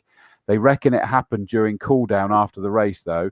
Also had a moment on grid when the car stalled at the start of green flag lap. Took about 10 seconds to fire it up, but he managed to get away before the last car went past him, so that was okay. Examination of log data showed fuel pressure dropped to 0, but there was no explanation found for why it did that. So they put a new filter pump, new pressure pump, new filters, new pressure regulator, and new mechanical high pressure pump in there to make sure. Testing today, and I haven't had an update at the moment, but testing on Thursday to bed in all the new equipment and try out yet another new design for cooling the front brakes, which has been their long on-standing issue, and to cycle a new set of tyres. We'll update you on Thursday if we get a chance. Just quickly picking up on this, Tim Perry says, isn't that the green one we've seen previously? I didn't think it was, because that was someone else. Which one were you talking about? The Tigra Silhouette. The green one was somebody else, I think. Yeah, I'm not quite sure, to be honest. But Russell Humphrey be interesting as well, as you say. Well, it says, Jamie Peterson says it's Gavin Bristow, good mates with Russ Humphreys. It's a new build, now lives, I'm assuming that means, in the USA. Used to race minis around 10 years ago. Right. So, yeah, I'm not sure if, I don't think, well, judging from that, it's not. It's a new build. So that'll be really interesting to see those. But Ollie Balls is a Tigra, the Flirtations one. Still sort of working on, which is terrifying for the others when you consider the speed that thing has. So Tony Bennett might have a big challenge for himself. Ollie Ball, you would kind of assume he's going to get into the run, because in Class A, you've got Bradley John in that Evo 9. Yeah. And the Roadrunner SR2 of Brent Hill that are out in Class A. I mean, I don't know if you actually listened to Bradley John's Evo 9 this year, the Mitsubishi. It's got a new sound this year, I'm sure of it. It's an amazing machine, isn't it? It's had a lot of reliability issues, as most of those Evos do. They do, don't they? But great to watch when they're going well. I always regret, in a way, it's not a standing start, because one of the highlights for me was seeing those go off on the standing start and just getting away from everything. He still manages to do it, though, in fairness. Even from a rolling start, he's still able to do it. But you're absolutely right. But in fairness, there's a whole load of things that would just implode if they we're doing standing starts, isn't there? So I can get why it is. Class B, who's impressed me this year is Doug Watson. Actually, he's been going very well, driving when he's out there. He was off for a little bit with a back problem, and of course he's running his lads in the hot hatches as well. Yeah, his sons Ben and Robert Watson. They kind of take the focus. Even though he's on the list, we kind of hope that his back's okay and that he's not too focused with them. But in his Ferrari 458 in Class C, absolutely. And good to see Jeremy Cook will be out in his M3 GT4 as well. Absolutely, yeah. And, the other cars, by the way, in Class B that I missed out, Tim Woodman, we know will be there. That would be great to see him out again. And Ruben Taylor in that Peugeot 206. And that's a Silhouette as well, isn't it, of course? Yeah. Class D, Dave Tyson in that Hell Performance Volkswagen Golf. Class E, Adam Perrott and Lewis Clark in their Clio and Ford Fiesta, and Dominic Shepherd in one of my favourite cars, that Audi Super Tourer GT. I adore that thing. Yeah, but a beautiful looking car, isn't it? Yeah, absolutely. And it's got the old gull wing doors, hasn't it? Yeah, very, very nice. Amazing vehicle. In terms of the next one in my list is the Formula Fords, 25 cars. I mean, we got 11 Class A cars. Yes, it's Formula Ford this year. I think it's been really, really come up again, and some excellent, really, truly excellent racing. And I just wonder whether we could get a new winner this weekend. I think it's time, perhaps Luke Cooper came back to winning again, and obviously as well Ben Mitchell, who was leading last time, to unfortunately lost it coming out of the S's. Yeah. But he was actually leading at the time, if you remember. The Wayne Poole run, Van Diemen, a very accomplished racer, obviously in historic Formula Fords as well as these modern ones now. So therefore, with Felix Fischer as well, and Oliver White, who's obviously had a great season so far. We can expect some more very, very close racing, hopefully. Well, and Adam Higgins is getting quicker and quicker in that Furman that I said from the get-go is that to start with, they were just trying to get that thing up to speed. It's getting there, isn't it? Yeah, yeah, and he will definitely offer a challenge when the car's there. Just quickly pick up on this because Chris Pearson says, are the entry lists going to be on the Combe website as of now? They already are, mate. ccracingclub.co.uk. Go to today's event and it's on the downloads. They're already there for you to download, and they were as of sort of late afternoon, so they're definitely there, mate. Yeah, it's the usual suspects: Luke Cooper, Vincent J, Felix Fisher, Tom Hawkins, Matt Hallam, Kieran Atwood, Chris Acton, Ben Mitchell, Bob Hawkins, Oliver White, and Adam Higgins in Class A. Class B, Nathan Ward will be looking to keep his stranglehold on that against Paul Barnes, Sean Macklin, and Sam Street, who looks promising. Sam Street, to be fair. Of course, Paul Barnes won the Heritage Formula 4, second Heritage Formula, which he was absolutely delighted about. I think it was a win for about 13 years. No, he was. So, and he's been going well this year as well. Agreed, totally. Class C, Richard Higgins, is he leading the way in Class C? He was. Yes, he is. He'll be looking to carry that on, but he's still got James Colburn, Steve Bracegirdle, and Michael Phillips behind him. Mike Phillips, Richard Higgins, James Hadfield, Richard Earl, Paul Morecambe, James Colburn, Steve Bracegirdle. So 7 in Class C. How cool is that? No. And then Class D, Alan Slater in that beautiful Mark IV, Alicia Hamlin in the Royale RP36, and of course Bob Higgins leading Class D at the moment in the Macon 07. Yep, and he's won this class every time so far this year. He has indeed. I think we'll still see that battle eventually resume with him and Alan Slater, but he was a bit late, wasn't he? Yes. I'm just going to very quickly do this because then it does allow me to just quickly run to the loo as well. I'm just going to play this for 2 seconds.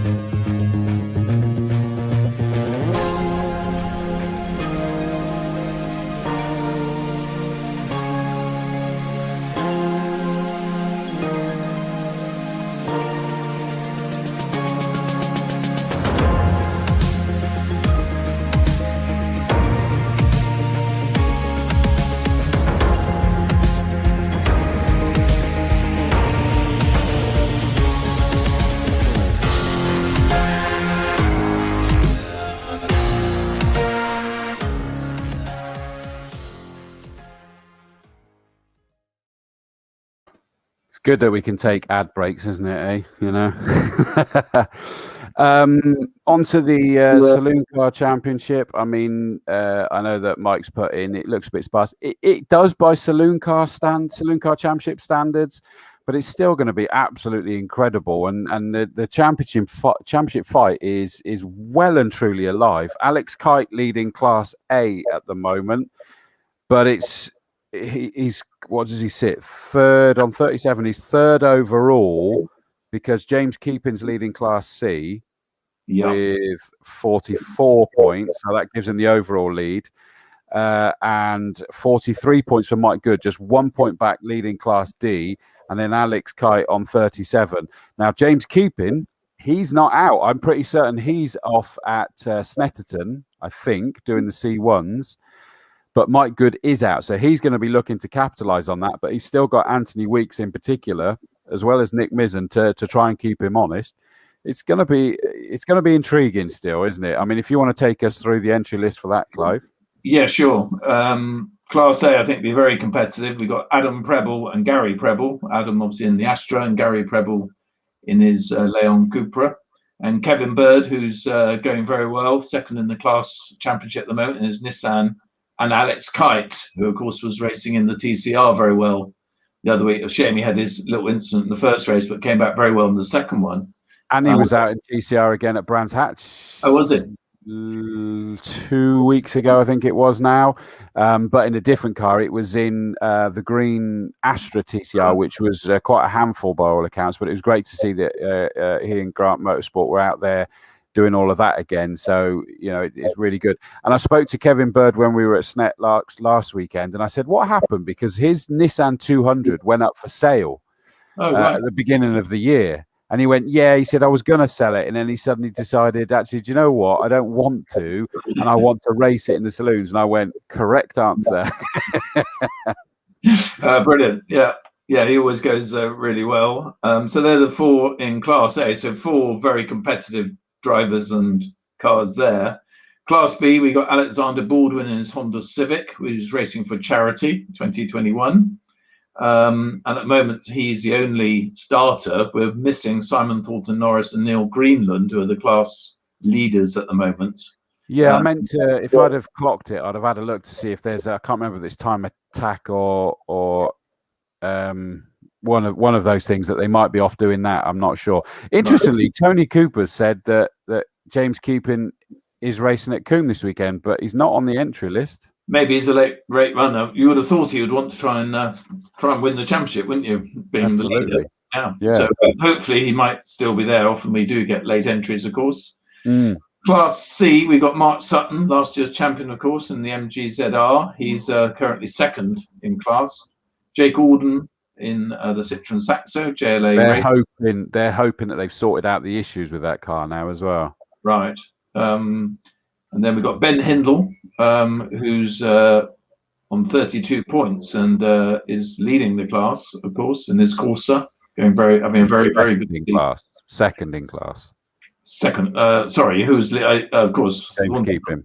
Yeah, James Keeping. Sorry, because he's not going. That's right. Yeah. And apparently, basically, Ben Hindle, who obviously you're just talking about there, he said that apparently Kipo accidentally cancelled but is entered. That's only Kipo could do that. I could do something like that. Don't worry, online. No trouble. And then we got 3 ZR MGs, which always go well. James Blake, who's having a good season. Joshua Harley and Lee Waterman. And then in Class D, on 43 points, just one behind James Keeping, is Michael Good in his very quick, rapid Corsa, Anthony Weeks in the Saxo, and Nick Mizzen in the Fiesta. So, so it's, although not a huge grid, and not as many as perhaps we used to get, still a very competitive one. I think still an entertaining one, I think, as well, isn't it? Yeah, it's going to be interesting because of the championship positions as well. And now we're getting, of course, critical point in the season, where two races this weekend could actually more or less determine it potentially, or may keep it wide open, of course. We will see. Yeah, absolutely. I mean, if you consider, like, say, Class A is that, both the Prebles have had bad luck this year, and they're looking more promising as though they've turned that around now. When you consider Adam got the win in the last race, Gary got the win in the race before that, but of course there's been, sadly for them, a degree of boom bust at the moment. You know, welcome to motor racing, I guess, isn't it? And how they deal with it, they're more patient than me, that's for sure. But of course, Kevin, in the early stages of the championship, he was like leading the championship standings because he's just sort of been good levels of consistency there. Alex Kite, we know that he's incredibly rapid in that Audi TT. Took a year out last year from it and getting up to speed. And even if, he's wily, because even if he can't necessarily be, and he invariably is, but if he can't stay right at the front because the car needs to then sort of be cooled down and calmed down, he's there to pick up all the pieces every single time. Absolutely. He's a very, very quick driver. And I think I don't think the car's quite as quick as the very quickest, like the Preble cars probably. But he drives it so hard, and as you say, he's never far behind and is there. And if it's wet, of course, who knows as well. Yeah, I mean, he's got the double victory races 1 and 2, both on the 5th of April weekend. Yeah. He's then got a 2nd and a 3rd in class. So that's my point, is he's just constantly there. He's there and he's able to win. He's able to pick up the pieces, able to do whatever. And that's what can win you the championships at the end. Yeah, that, and of course, fastest laps, where you get a point for each race. And, you know, over the season, that can mount up. And he's done quite well on that account as well, I think you'll find. 2 of them, yeah. He's got 2 out of the 4 so far. You're absolutely right. Gary Preble's got the other one. Adam Preble's got the other one. Yeah, so that shows it's very competitive season. It'd be nice to see more cars, and hopefully, you know, as time goes on, we will. But of course, probably some have gone to hot hatch instead, no doubt. You know, or people who may have gone in Saloon Car Championship. Yes, 37 cars on the hot hatch grid. I mean, that is just incredible. And we still know that there's more out there, but it's so good to see. If we look at Class A, Joe Dorrington, Will Self, Dan Brown's back. Yeah, he was a Castle Combe karting champion, wasn't he? Now, he's got the rare drivers. I got sent a commentator sheet this week by Emma Woodward. I told her, I think that's the only one I've seen in the last about 6 years. Allegedly, there's a folder somewhere, but I've not seen it myself. No, I never see it. No, I've never seen it. But Dan Brown, he raced, now I'm going to say last year, but it may well have been the year before, with obviously last year being crazy. I've lost track. But he, out of the box, was just so quick. But sadly, it's funds that have stopped him from being able to race constantly. That is a very impressive driver for me. Yeah. I'm pretty sure we awarded him driver of the day or something like that. I think in his first race he came second. So impressive, really.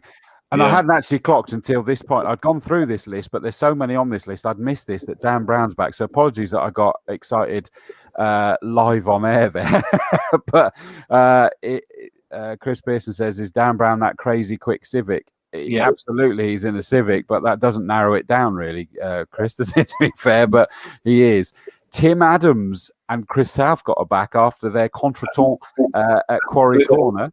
Yeah, well, I know Tim Adams quite well because I'm a friend of Nick Adams, his dad, who was C2, of course, world sports car champion, raced at Le Mans several times in the Spice and lots of other formulas as well.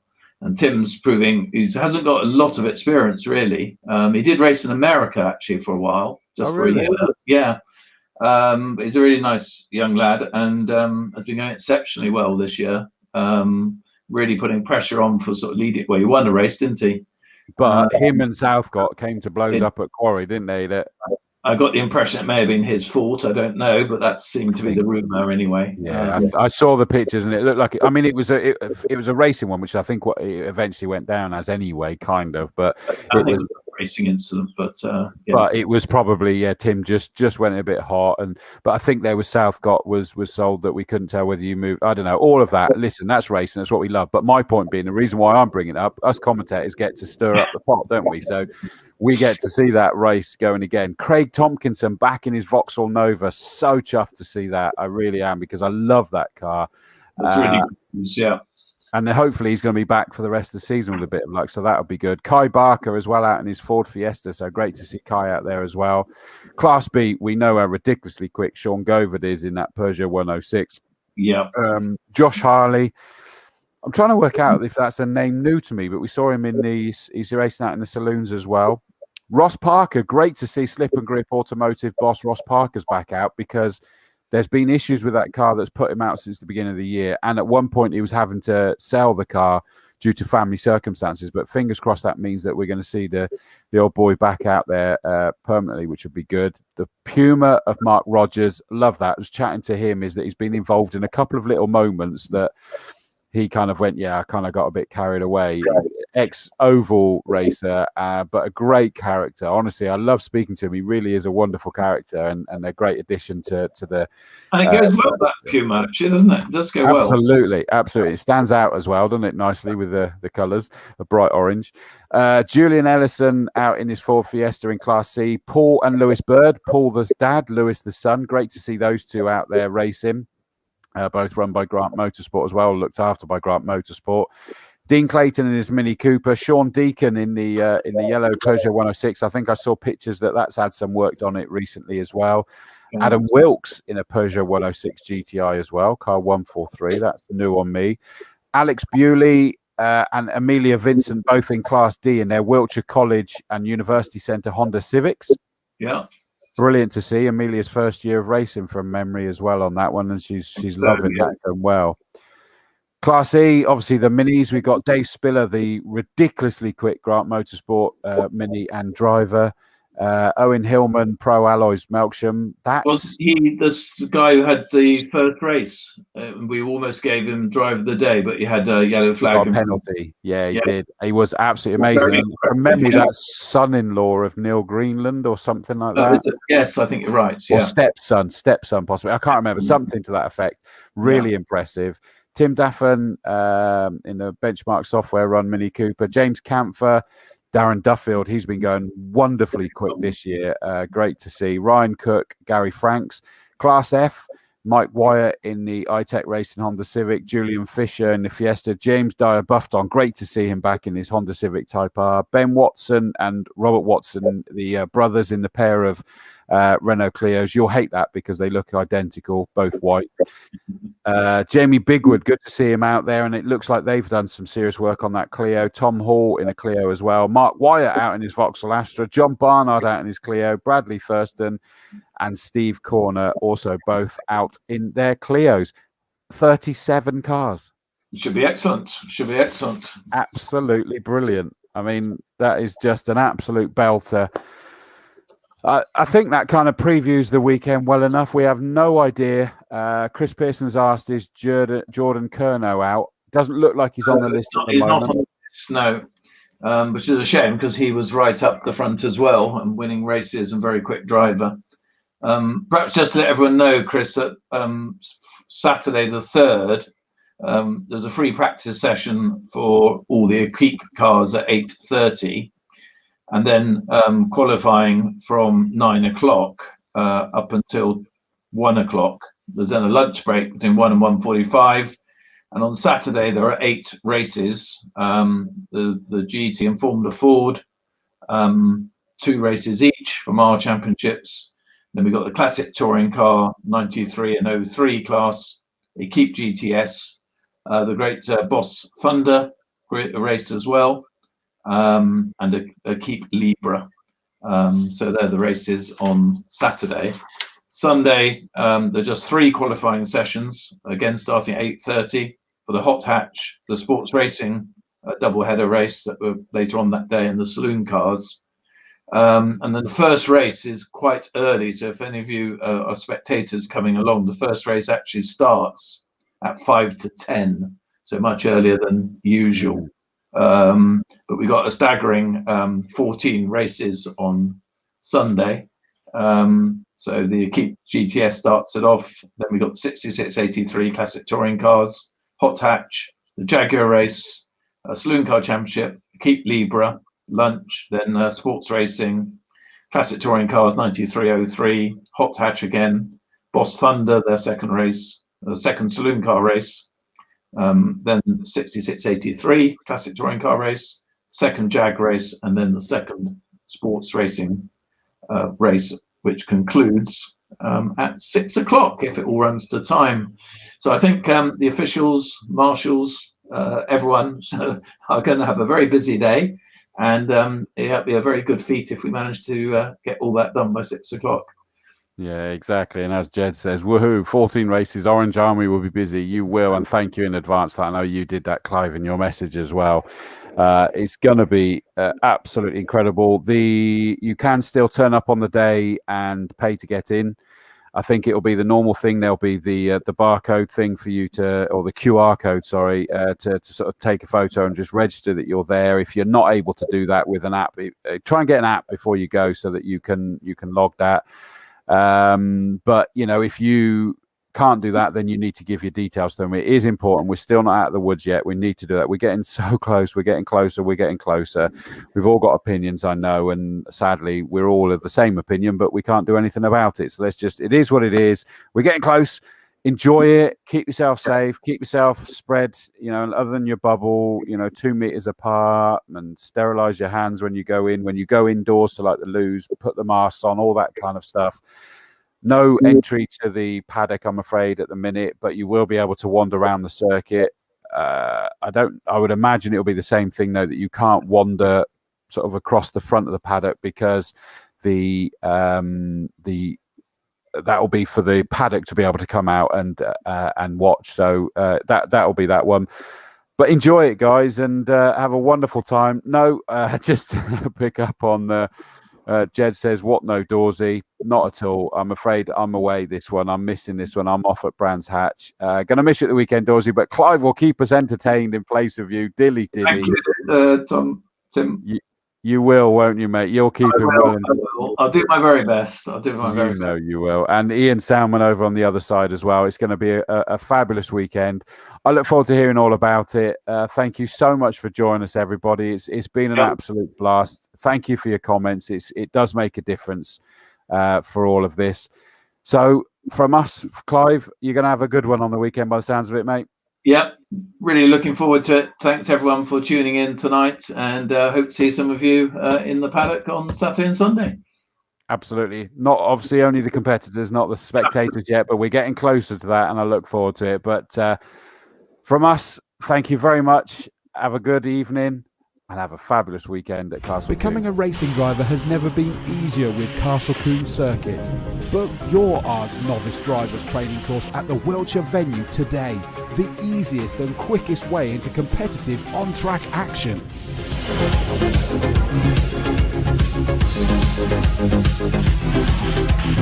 Welcome to Castle Combe. My name's Alan Cooper. I'm the Chief Driving Racing Instructor here at this circuit. We're here today to do the Novice Driver Training course, often known as the ARDS course, which is the first way to start off and get your racing driving licence. So, no further ado, let's get on and show you what's involved.